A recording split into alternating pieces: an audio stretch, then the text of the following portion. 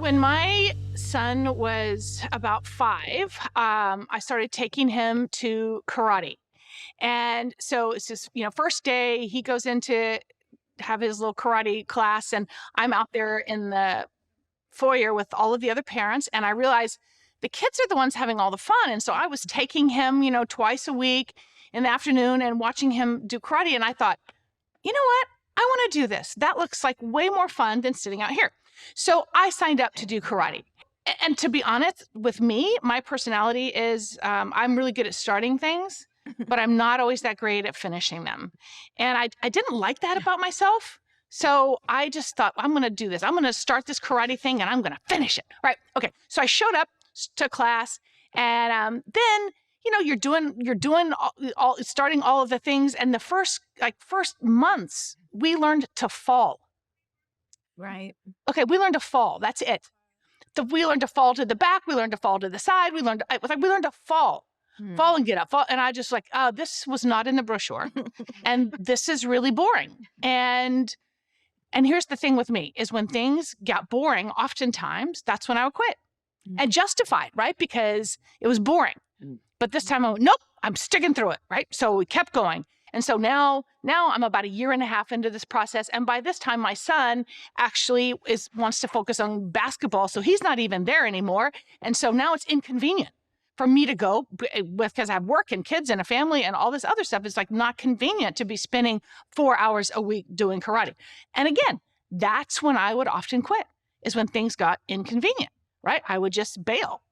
But I pushed through this time, yay me. And so now I'm, about 2.5 years into this, and it's getting really hard. There's things we're having to memorize and learn. And again, I started thinking, okay, this is too hard. I'm a pastor of a church. What the heck am I doing here? Why am I wasting brain space doing this? And that's when I often would quit, right? It got hard. I would find an easy off-ramp. But I went, nope, I'm going to keep doing this. And so I kept going. And by now I'm, 4 years into it. And we're fighting now. We're full on sparring and fighting. And I'm coming home with broken toes and bruises. And I start thinking, what is going on here? Why? This is painful. Karate is a contact sport, right? Who knew? So again, this is when I would just think, okay, enough is enough. But I kept looking at that black belt and said, no, actually, I'm going to keep going. And so I kept going.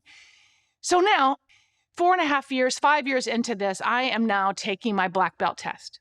Wow. And I remember taking that test. For the first 2 hours of that test was all physical moves. It was from doing, hundreds of push-ups and sit-ups and all those forms that I had to memorize. And I was sweating, sweat was dripping off me. I was exhausted after 2 hours. And now this is when the guy said to me, he said, Holly, right now, I want you to go get your gear on because you're going to fight. And I'm thinking, wait, what? So I had to fight a black belt. No, I didn't have to win. I just had to fight him. And so I got up to that fight, and there was nothing left in me. I was just dead on the inside, just exhausted. But all of a sudden in that fight, the muscle memory kicked in, and I threw punches, and he swept me to the ground, but I got back up and I blocked punches. And before I knew it, I was, fighting again. He pretty much beat me, but I fought him. Yeah. And it wasn't something that I was it wasn't something that I was strategically doing. It was instinct. And I started thinking about just like our life as followers of Jesus, right? I just think who we are comes out of what we've disciplined and trained ourselves to do. And it's in those moments when we're facing a crisis or we're facing a battle, it's the discipline that we've put in that will actually carry us through that. And so when God is disciplining us, we think that word discipline is like he's given us a big fat spanking. No, he's not. That word discipline is the same root word that disciple is, right? It's someone who's training. It's trained. Right. And so I think God is training us, right? So, So proud of you. Yay. Honestly, so yeah, don't good. mess with me. I have a black belt. That's right. But I just think we all should have black belts in following Jesus. Absolutely. I love that because that strength, I mean, that's the whole point, right? Because he says to put on all the armor of God to stand there, to be, nobody messes around with a Roman soldier. I can imagine Paul in a cell looking out going, okay, no one's going to come up to him and pick a fight because he is completely fully armored, and but what you're talking about is you showed up Right.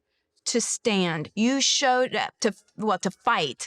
You showed up to the fight. And I think a lot of people it's just too hard in their minds to obey and to surrender and to sacrifice anything.